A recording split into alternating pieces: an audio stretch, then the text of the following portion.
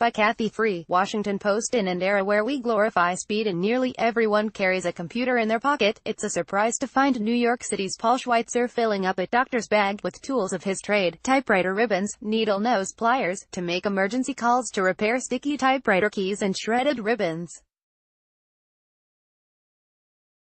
Vintage typewriters are making a comeback, due to young people who appreciate the machines in the same way they fell in love with vinyl records and turntables. Celebrities, including actor and typewriter enthusiast Tom Hanks, writers, collectors and anyone who wants to own a reminder of simpler times, have been the key to Schweitzer's success at Gramercy Typewriter Co., a shop started by his father, Abraham Schweitzer, in 1932. In the early 2000s, Schweitzer said he sold about 10 manual typewriters a month. In recent years, that number skyrocketed to about 60 a month, with millennials steadily buying the machines and bringing them in for service. In the last 5 or 6 years, I've seen a huge rush on manual portable machines, Schweitzer, 79, said about his business, located across Fifth Avenue from the iconic Flatiron Building. During the holiday season in December, he said, 110 typewriters were sold, at a cost between $195 and $595 each, as gifts for children and young adults. He expects to see similar sales this year. People love them, he said. They take us back to a slower-paced, quieter time. While Manhattan was once home to hundreds of typewriter stores, there are now only a handful, Schweitzer said.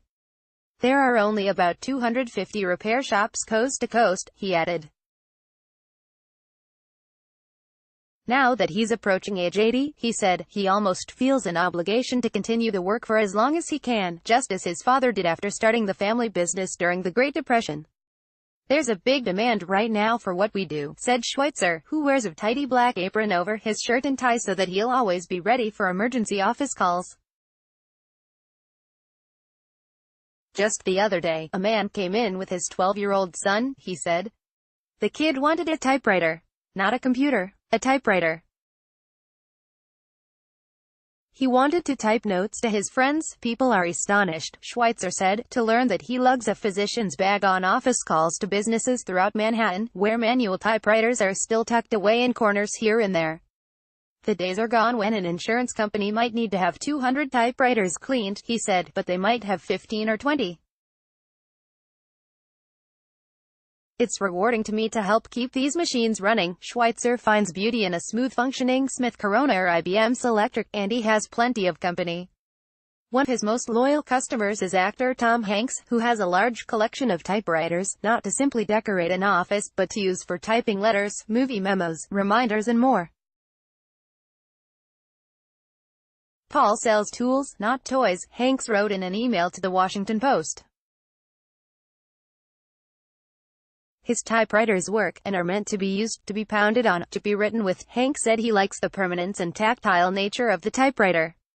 Typewriters are like pianos, translation objects that artists use to create dreamscapes and shoppers use to make grocery lists, Hanks added.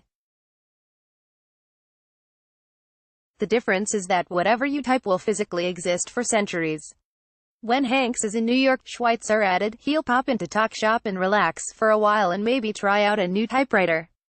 This really is his idea of a candy store. Hanks, who recently starred as Washington Post editor Ben Bradley in the movie The Post, took home a desktop royal with an oversized tab key from The Post set. Hanks also recently appeared in a documentary about a Berkeley typewriter repair shop called California Typewriter. The documentary, of the same name, was released in August 2017. Schweitzer sold about 25 vintage typewriters, manual and electric, to the film's director, Steven Spielberg, who later presented them to his cast and crew as thank you gifts. He matched the typewriters to the people on the set and rolled a personal thank you note into each one for a one-of-a-kind gift, said Jay Schweitzer, Paul Schweitzer's son and business partner. We helped him to figure out the best mix of machines to give away. Matching a typewriter with a person is one of Paul Schweitzer's best-honed skills. Just ask customer Michael Leslie.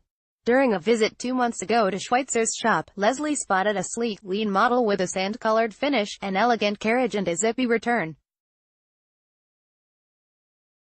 "Wow, what's this?" the New York City apartment designer asked Schweitzer. "I've never seen one quite like it." The typewriter was a Swedish Facket model from the early 1960s, extremely rare. Schweitzer didn't tell Leslie until later that he'd been saving the typewriter just for him, knowing that it would be the perfect match. "He wanted me to find it for myself," Leslie, 62, said. "It was a knockout, love at first sight. Paul knew exactly what I needed." Paul Schweitzer brought his son into the business when Jay was 7, and they would spend summers together in the shop. "My dad said, 'You're not going to sit around and watch TV all day, you're coming with me,'" recalled Jay Schweitzer, 50, who now shows up to work in a suit and tie like his father. Now, every day, father and son patiently look under the hoods of old Underwoods, Royals, Olivettis and Smith Coronas, brought in by customers who complain about stuck keys, slow returns and shredded ribbons.